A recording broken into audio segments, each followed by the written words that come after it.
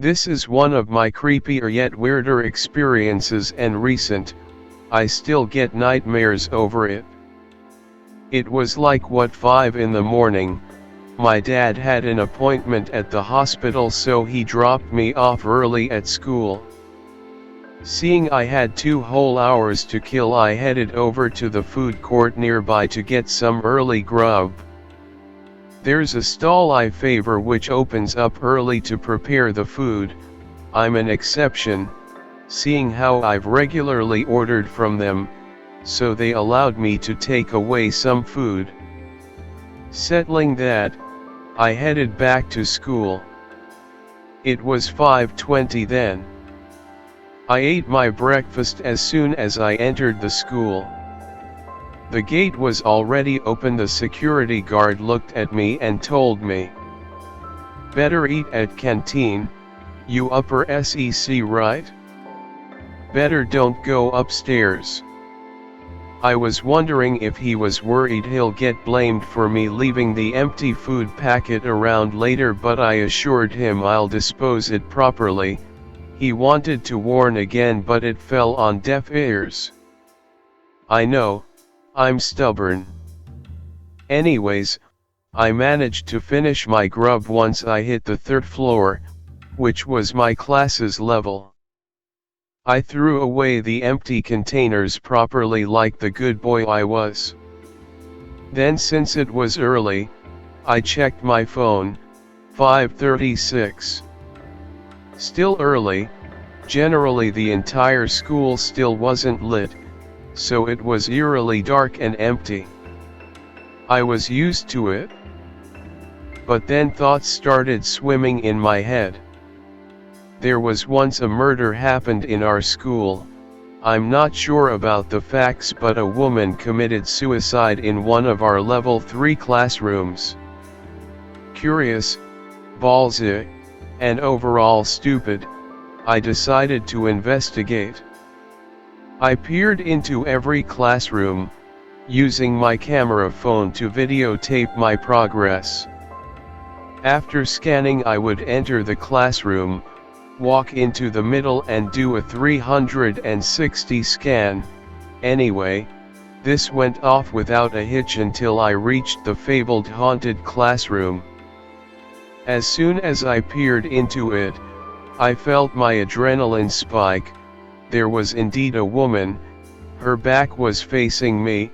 She sat on one of the table, staring at the cupboard situated at the back of every class. I quietly positioned my phone to videotape her. I remembered her turning around to face me. What I recalled of her face still sends shivers. It was completely flat, smooth, and gleaming white. This woman didn't have a face. And then I blacked out. I woke up at exactly 7:36. The class was greeting the teacher and my partner was nudging me awake. I quickly stood up and greeted the teacher. I recalled my head hurting like crazy, and I was unconsciously checking my phone. It was indeed 7:36. I was freaking out. How the hell did I get into my classroom, which was at the end of the school? The haunted classroom was the 3rd one from the staircase landing. My class is the class furthest away from it. I was wondering what happened to me during that 2 hours I was out. Anyway, we had to sing the national anthem, so I left the classroom to gather outside my class to sing. After the anthem and pledge taking, I noticed as I was entering the classroom, the faceless lady was among us. I saw her staring at me among the rush of students. I choked on the water I was drinking and tried a second look. She was gone. Then I remembered my phone had a video. I wondered if I had her on film. I watched it and recalled the exact position of where she was. What was in the video, however, was this misty white reddish thing. Then the video cracked up in static. I noted this was about the time I blacked out, but the static stopped and I saw the white reddish thing filling up the whole screen. I deleted the video at that point. And throughout the whole day, I caught brief glimpses of her when I least expected it: the toilet, science lab, canteen. I really freaked out at that point. I made an excuse and got an early dismissal form. It was 11 when I finally couldn't take it anymore. As I left the school, the security guard stopped me and chided me. "See law? Told you eat in canteen, what did you see?" I related what had happened. He spoke quickly.